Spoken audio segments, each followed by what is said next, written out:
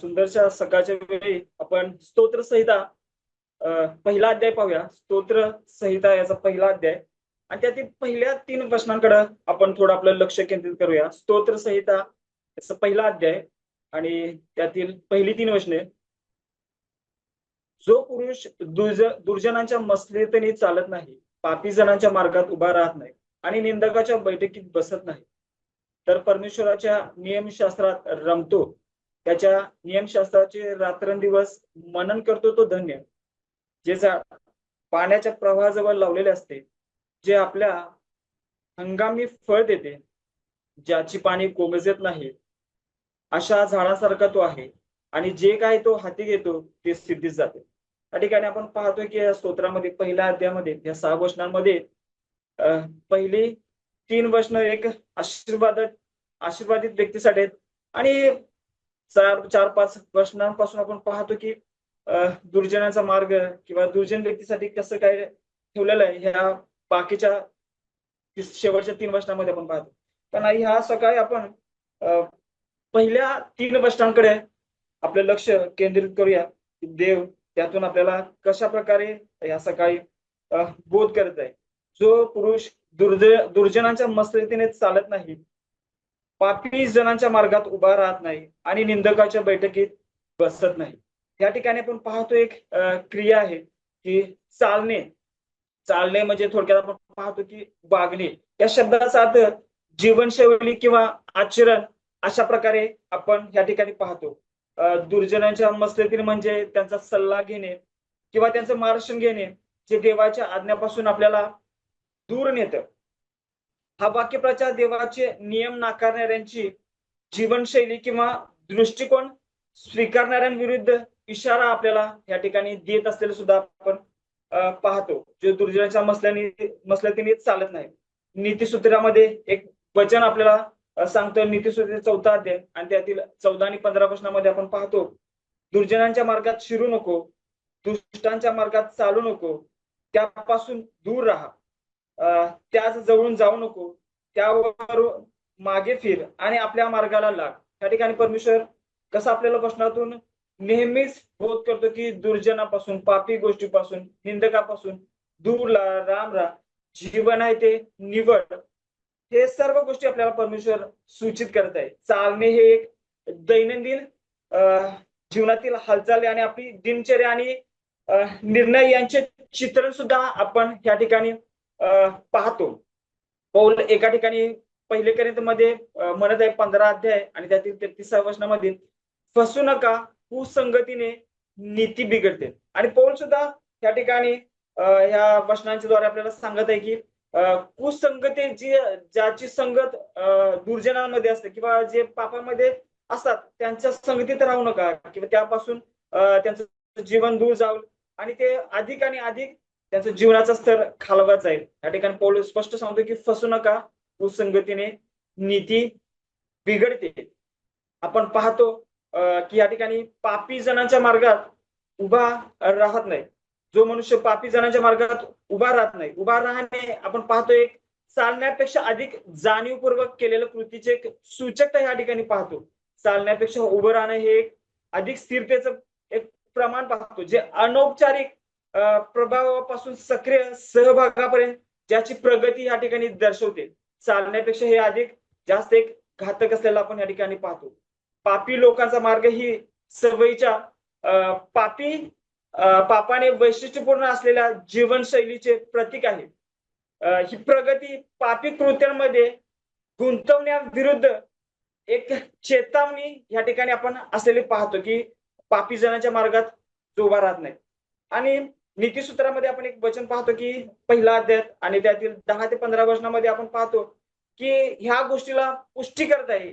पापी लोकांच्या जीवनशैलीविषयी कशा प्रकारे त्या ठिकाणी प्रभूचं वचन सांगत आहे. आपण रोमच्या पुस्तकामध्ये एक वचन वाचतो 6व्या अध्याय आणि पहिल्या 2 वचनामध्ये आपण पाहतो, तर आता आपण काय म्हणावे, कृपा वाढावी म्हणून आपण पापात राहावे काय? कधीच नाही. जे आपण पापाला नेलो ते आपण यापुढे पापात कसे राहणार?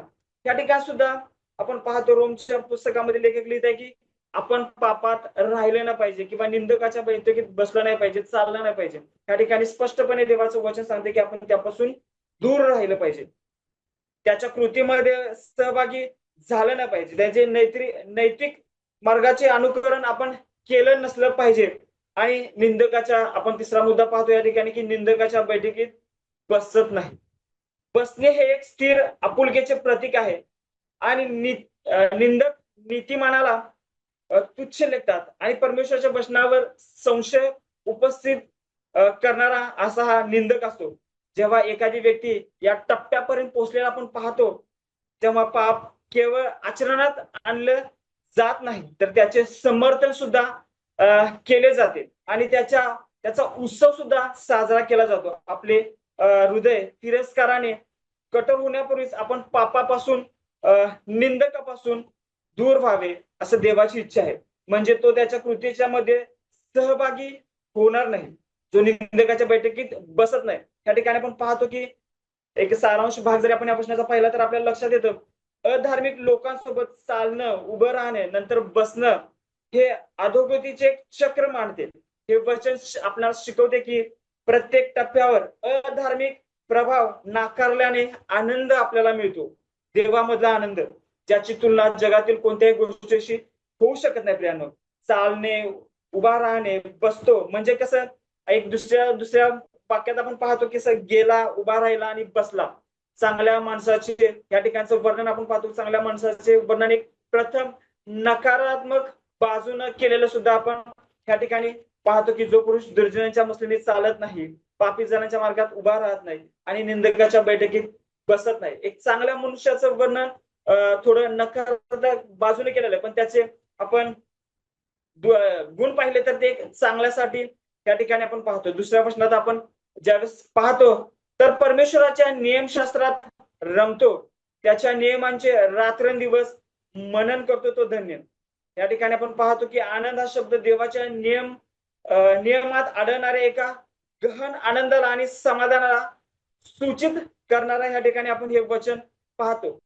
परमेश्वराच्या नियमशास्त्राचा केवळ एक या ठिकाणी आपण संच पाहत नाही, तर ते देवाचे चारित्र्य आणि त्याच्या इच्छेचे प्रकटीकरण आहे. इस्रायल लोकांना ज्यावेळेस आपण पाहतो की पूर्वी इस्रायल लोकांना देवावर नातेसंबंध, त्यांचं नातेसंबंध घट्ट करण्यासाठी, त्याच्यामध्ये त्या टिकून राहण्यासाठी एक करारबद्ध मार्गदर्शन म्हणून नियम मोशेच्या द्वारे देण्यात आला होता. स्तोत्रकर्तामध्ये सुद्धा आपण पाहतो, स्तोत्र 119 मध्ये स्तोत्रकर्ता वारंवार आपल्याला देवाच्या आज्ञांबद्दल प्रेम व्यक्त करणारे गोष्टी त्या ठिकाणी शिकवत असलेला आपण स्तोत्र 119 मध्ये आपण वारंवार ते पाहत राहतो.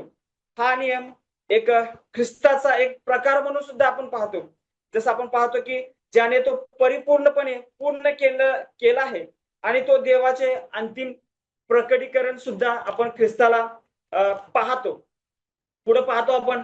आणि तो त्याच्या नियमशास्त्राचे रात्रंदिवस मनन करतो. आपण पाहतो की जो पुरुष देवाच्या वचनात ज्यानं आपलं जीवन वाहून गेले, तो देवाच्या शास्त्रात, देवाच्या नियमाचं, देवाच्या आज्ञांचे रात्रंदिवस त्याच्यावर तो मनन करत आहे. काय देवाचं वचन बोलत आहे. मनन या शब्दाचा अर्थ देवाच्या वचनाचे सखोल सतत चिंतन आणि जे आत्मसात करणे असा या ठिकाणी आपण पाहतो. मनन करणे हा हिब्रू शब्दाचा अर्थ आपण आपल्या भाषेमध्ये पाहतो की स्वतःशी गुणगुणणे किंवा बोलणे असा या ठिकाणी आपण ह्या मननचा अर्थ पाहतो. प्राचीन इस्रायलामध्ये सामान्यपणे ही एक प्रथा होती की देवाचं वचन सतत बोलत राहणे, गुणगुणत राहणे, जिथे मौखिक परंपरेने महत्वपूर्ण एक भूमिका बजावली होती. एका ठिकाणी आपण वचन पाहतो की देवाचे नियम हातावरती, आपल्या कपाळपट्टीवर लावून घे, आणि हे सतत एक मनन करण्याचं आपण चित्र पाहतो की रात्रंदिवस आपल्या नित्य समोर राहील. रात्रंदिवस सुद्धा हा एक वाक्यप्रचार, सातत्य आणि देवाला समर्पण असं दर्शवता आपण या ठिकाणी पाहतो आणि सूचित करते की नीतिमान व्यक्तीला देवाच्या वचनांद्वारे सतत मार्गदर्शन या ठिकाणी केलं जातं. हे रात्रंदिवस मननातील एक प्रकार आपण पाहतो. देवाच्या वचनाशी सतत वचनबद्ध राहणे या ठिकाणी आवश्यक असणार आपण पाहतो. याचा अर्थ पवित्र शास्त्रात आपण पाहतो की दैनंदिन जीवनात समाविष्ट करणे आणि त्याला निर्णय व कृतींचे मार्गदर्शन आपल्या जीवनात करू देणं, हे आपण पाहतो की रात्रंदिवसात ज्याच्यावर आपण मनन करतो. मनन म्हणजे एक प्रक्रिया आपण पाहतो की जे एक सक्रिय आहे, एक वाचिक चिंतन असं सुद्धा आपण पाहतो, जे स्वतःशीच देवाचे वचन गुणगुणणं असं सुद्धा आपण पाहतो. आणि ते विचार कृतींना आकार देईपर्यंत त्यावर चिंतन करणं सुद्धा आपण पाहतो की एक मननाचा एक भाग आहे. देवाची इच्छा असा ह्या ठिकाणी आहे. 24 तास चालणारी ही एक लयबद्ध प्रक्रिया सुद्धा आपण पाहतो की जी दिवस रात्र चिंतन मनन या ठिकाणी चालू असणारे हे दर्शवते की देवाचे सत्य जीवनाच्या सर्व पैलूंमध्ये व्यापून असणारी एक प्रक्रिया आपण पाहतो की जी सतत 24 तासामध्ये रात्रंदिवस चालणारी मनन ही एक प्रक्रिया आपण या ठिकाणी पाहतो. तिसऱ्या प्रश्नामध्ये आपण पाहतो की जे झाड जे झाड जीवनाच्या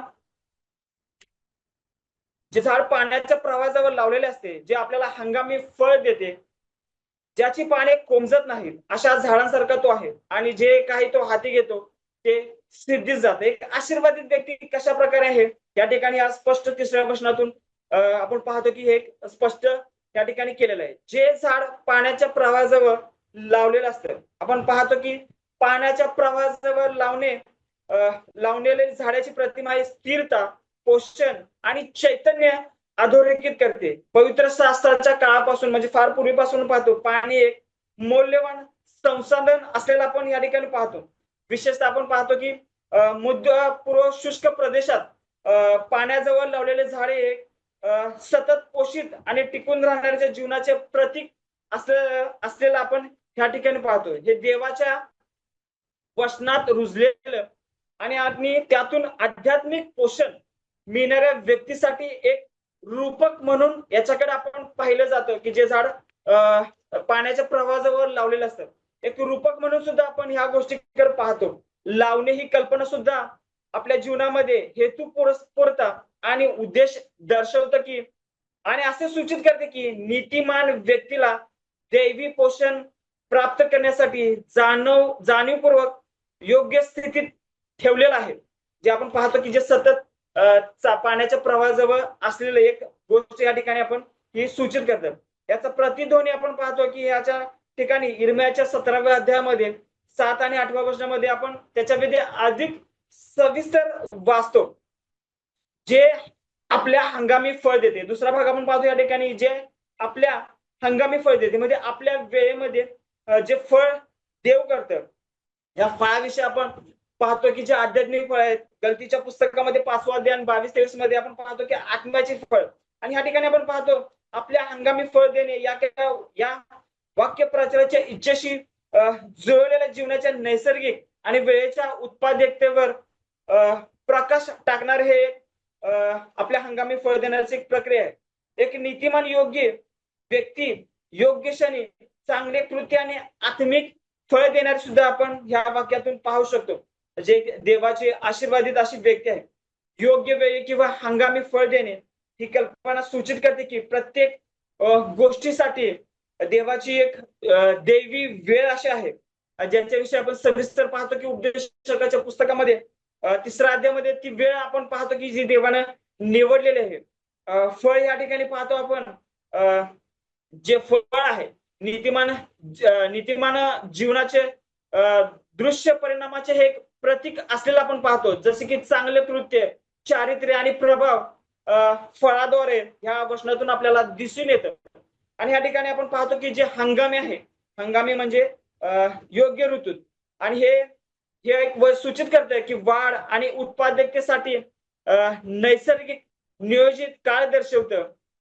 ज्यामुळे असे सूचित होते की नीतिमान व्यक्ती योग्य वेळी फळ देईल. आपण पाहतो की कशा प्रकारे देवाने ह्या ठिकाणी एका आशीर्वादित व्यक्तीला सूचित केलेलं आहे की फळांद्वारे तो कशा प्रकारे देवाला अधिक संतोष देईल. त्याच्या आध्यात्मिक आणि त्याच्या वैयक्तिक जीवनाद्वारे सुद्धा तो देवाला संतोष देणारा आपण पाहतो. योहानाच्या पुस्तकामध्ये आपण पाहतो की 15व्या अध्याय आणि 5व्या वचनामध्ये जो माझ्यामध्ये राहतो आणि मी त्याच्यामध्ये राहतो तो पुष्कळ फळ देईल. या ठिकाणी आपण पाहतो की ज्याचं देवाचं वचन देवाचं जिवंत वचन ज्याच्यामध्ये राहतं, जो दिवस रात्र त्याच्यावर मनन करतो, तो देवाला फळ देणारा आपण पाहतो की तो पुष्कळ फळ देईल. आणि पाहतो आपण ज्याची पाने कोमजत नाहीत. आपण पुढे पाहतो एक दुसरा भाग की ज्याची पाने कोमजत नाहीत. ह्या ठिकाणी आपण पाहतो की कोमजणं हे अशा प्रकारचं गोष्ट आहे आपल्या आध्यात्मिक जीवनात किंवा आपण आपल्या दैनंदिन जीवनात सुद्धा पाहतो. पानाचे आरोग्य दर्शवतं. एक कोमजलेलं झाड असेल तर आपण पाहतो की त्याला पोषक तत्व मिळत नाहीत.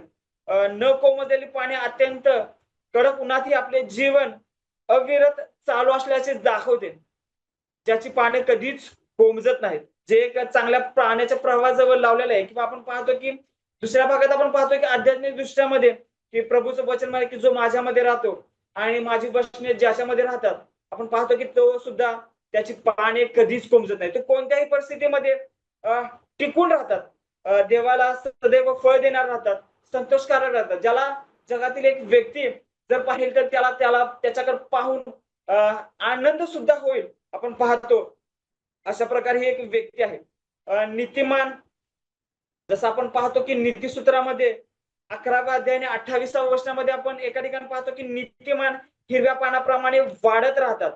आपल्या जीवनामध्ये आपण पाहतो की अनेक प्रकारचे संकट येऊ शकतात, पण देवाच्या वचनातून मिळणारे जीवन विश्वासणाऱ्याला उत्साही आणि लवचिक ठेवते. ज्याची पाने कोमजत नाहीत ते चिरस्थायी चैतन्य आणि लवचिकतेचे प्रतीक असं या ठिकाणी पाहतो. बाह्य आव्हानांना न जुमानता चैतन्यमय आणि स्थिर राहणाऱ्या जीवनाचे प्रतीक सुद्धा आपण या ठिकाणी अशा गोष्टीतून पाहतो की जे जीवनाचे ज्याची पाने कोमजत नाहीत, जे देवाशी सतत जोडलेले म्हणून राहतात, त्याच्यासाठी हे आध्यात्मिक आणि चिकाटीचे वचन म्हणून पाहिलं जाऊ शकतं. त्या ठिकाणी आपण पाहतो की जो सदैव ज्याची पाने कधीच कोमजत नाही, तो देवाच्या वचनात सदैव राहतो. दुसरा भाग आपण पाहतो अशा झाडांसारखा तो आहे. झाड हे एक आपण पाहतो की एक प्रतिकात्मक स्थिरता, वाढ आणि जीवन दर्शवतं. या वचनाच्या संदर्भात नीतिमानाला आपण पाहतो की नीतिमानाच्या आध्यात्मिक आरोग्याचे आणि समृद्धीचे हे प्रतीक आहे. आपण पाहतो की नीतिमान मनुष्याची तुलना झाडाशी केलेली आपण शास्त्रामध्ये पाहतो. स्तोत्रकर्ता म्हणतोय 3 आणि 8 मध्ये त्याला जैतुनाची तुलना केलेली आहे. स्तोत्र 128 मध्ये पाहतो आपण वेलाशी तुलना केलेली आहे. होशेच्या 14 अध्यायात आणि 6व्या वचनामध्ये पाहतो जैतून आणि देवदाराशी तुलना केलेली आपण पाहतो. स्तोत्र 92 मध्ये सुद्धा आपण पाहतो की तो एक जैतुनाच्या रोपासारखा असेल. एक चांगल्या मनुष्याचा जो एक देवामध्ये रुजलेला आहे, देवामध्ये मुळवलेला आहे, ज्याची पानं कोमजत नाही, अशा एका धार्मिक किंवा नीतिमान मनुष्याची तुलना आपण पाहतो की या ठिकाणी झाडाशी केलेली आपण पाहतो. आणि जे काही तो हाती घेतो ते सिद्धीत जातं.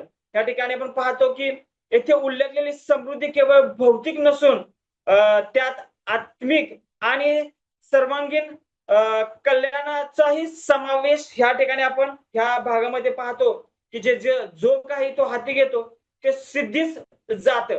कशा प्रकारे देव त्याला सर्व गोष्टीत आध्यात्मिक असू दे किंवा जगिक असू दे, प्रत्येक गोष्टीत देव त्याला त्याच्या सर्वांगीण आणि कल्याणाचाही समावेश या ठिकाणी आपण या वचनातून पाहतो. समृद्धीच्या पवित्र शास्त्रीय संकल्पनेत आपण पाहतो की अनेकदा देवाचा उद्देश पूर्ण करण्यात मिळणारे यश आणि त्याचे आशीर्वाद सुद्धा अनुभवण्याचा समावेश या ठिकाणी आपण या भागात पाहतो. या वचनातील या भागामध्ये आपण पाहतो. जसं यहोशुआ म्हणत आहे पहिला अध्यायात आणि त्यातील 8व्या वचनामध्ये यशाची तुलना तो देवाच्या वचनामध्ये राहणं किंवा मनन करण्यामध्ये सुद्धा आपण त्याच्यातील एक भाग पाहतो. यहोशुआच्या पहिल्या अध्यायात आणि 8व्या वचनामध्ये जिथे देवाच्या नियमावर मनन करणे हे एक समृद्धीचे आणि यशाशी जोडलेलं सुद्धा आपण ह्या ठिकाणी पाहतो.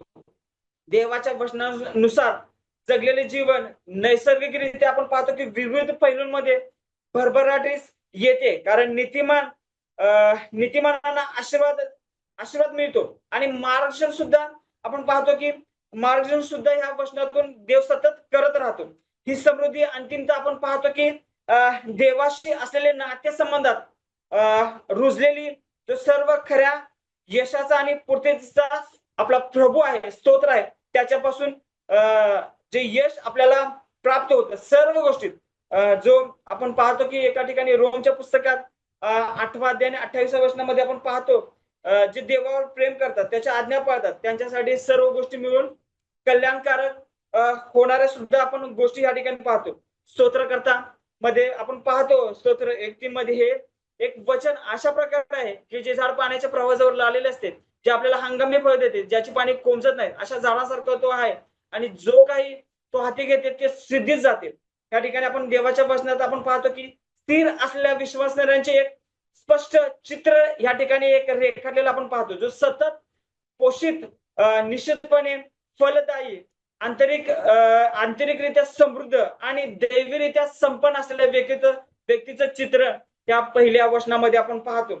आपले हृदय, आपलं मन या ठिकाणी आपण पाहतो की शास्त्र वचनात रुजवावं आणि पाहतो शास्त्र वचनात रुजव आणि ज्या जीवनाचे पाण्याचे स्तोत्र करताना सतत आधार दिला जातो, तेच पाणी देव आपण जिथे कुठे असेल, कुठे आपल्याला देव स्थापित करेल, ठेवेल, तिथे आपल्याला देव त्याच्या चांगुलपणाची एक समृद्ध, फलदायी आणि अविचल साक्ष असा बनवेल. आपण पाहतो की स्तोत्र पहिल्या 3 वर्षामध्ये की देव कशा प्रकारे एक चांगल्या आशीर्वादानं देव भरत आहे किंवा देव म्हणत आहे या सकाळच्या वेळेत की आपण पाहतो की ज्याचं चालणं, ज्याचं बसणं, ज्याचं उठणं दुर्जनामध्ये नाही.